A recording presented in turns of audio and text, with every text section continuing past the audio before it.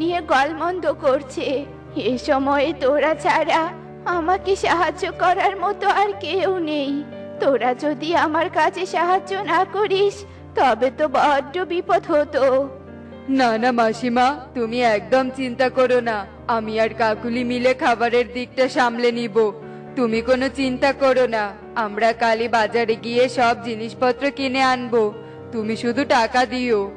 কালু আর কাকুলি মিলে মিনুকে আশ্বস্ত করে, আর মিনু বিয়ের বাকি জোগাড় যন্ত্র করতে শুরু করে দেয়। আর সময় পেরিয়ে যাওয়ার সাথে সাথেই টুনির বিয়ের সমস্ত আয়োজন শেষ হয়ে যায়। কাকুলি আর কালু রান্না বান্নাও শেষ করে ফেলে।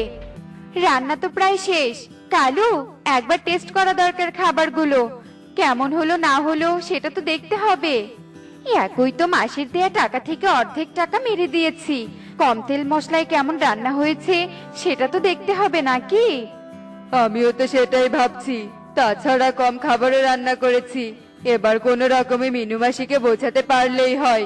তবে তুমি টেস্ট করে দেখো। বাবা বাবা, কি টেস্ট কি টেস্ট! কালু, এত কম তেল মশলা দিয়ে যে তুমি এত ভালো রান্না করবে সেটা আমি কল্পনাও করতে পারিনি। তুমিও একটু খেয়ে দেখো কালু। কাকুলির কথা শুনে কালুও খাবার খেতে শুরু করে। এদিকে টোনা সহ সব বরযাত্রী চলে আসে, আর মিনু সবাইকে বসতে দেয়।